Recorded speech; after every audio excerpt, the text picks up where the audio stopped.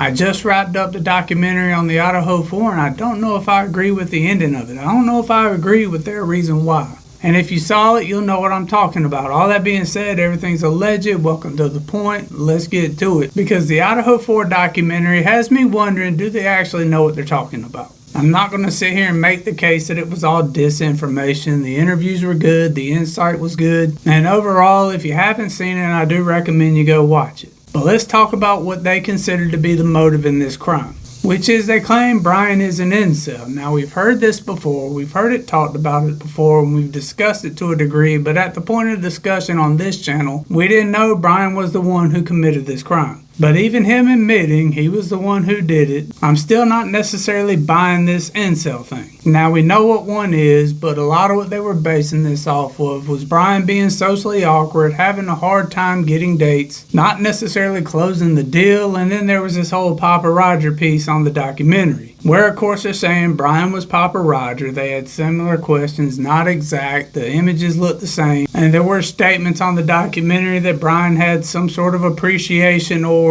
maybe some sort of heavy interest in Elliot Rodgers. Now, of course, we're all wondering the why. We all want to know the motive. That is one of the driving things that's keeping this story alive. But if he's an incel, a lot of that doesn't seem to line up to me. We heard reports that when he would go to parties, he was engaging with the crowd. He wasn't being isolated. He was trying to get numbers. In some situations, he did get numbers. He had messaged me on Tinder and said that he was leaving and that he had a good time and that he would message me later.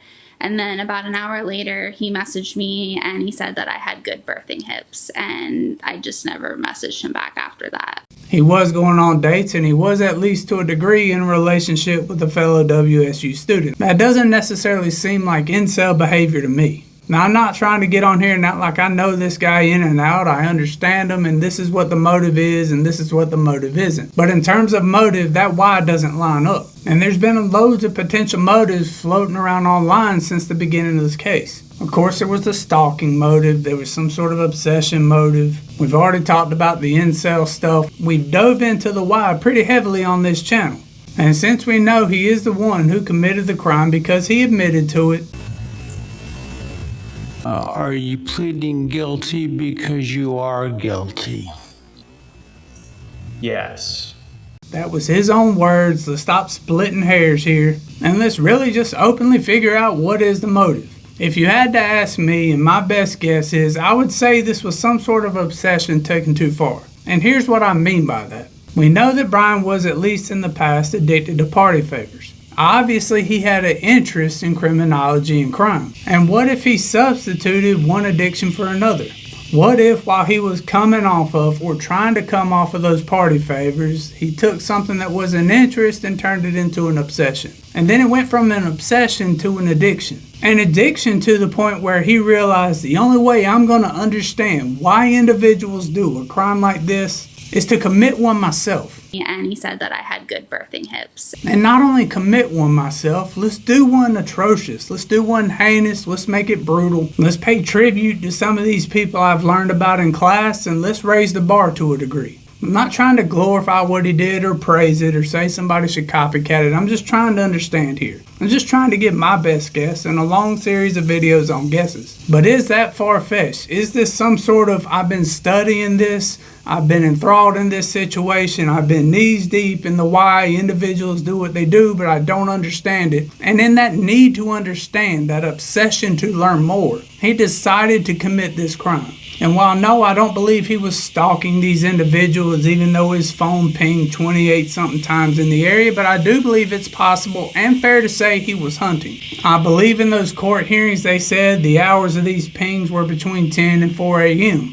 I believe he was looking at homes in the area. He stumbled across 1122 King Road during some party, or during some small low-key party, and realized this was an off-campus home and it was mainly occupied by females. Being a coward, because let's admit it, he is a coward, that would be a very soft target. He would know this home's going to have females. Females aren't necessarily going to be able to put up a good fight, so this is the home I'll attack. Does that not seem like a plausible theory at the end of the day? It was said very early on by Bill Thompson. Like him or not like him, it's irrelevant for the point of this video, but Bill Thompson had said he had a propensity to commit this type of crime. And if he was let out on bail, he was going to do it again. We know he was going to do it again because his Amazon search history validates that particular part of the story. We know that the sheath was left behind, we don't know where the weapon is, and we know that after the crime, he did search for another sheath and another knife.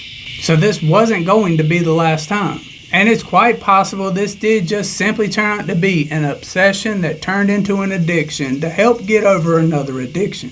I know theories have floated around online that he was some sort of budding SK and this was the start of his SK path. But he has no history of violence or issues that we're aware of.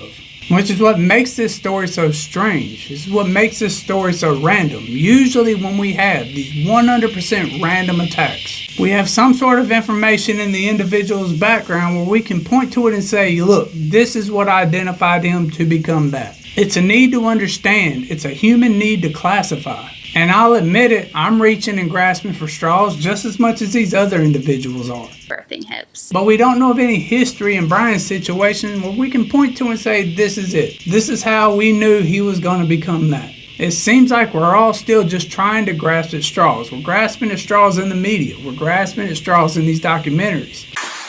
Dozens, if not hundreds. There's so many I can't tell you. One of the biggest things that doesn't make sense in this story is that it just simply doesn't make sense. It seems to be completely random. It seems that this attack came out of absolutely nowhere.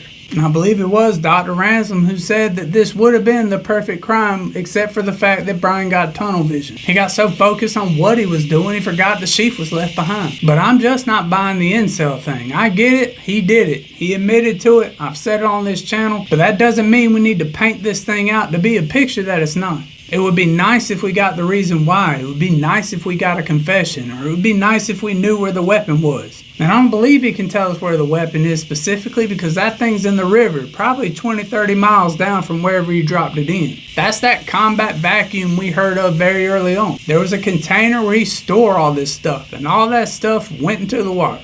It's just heavy enough to sink and just light enough to float.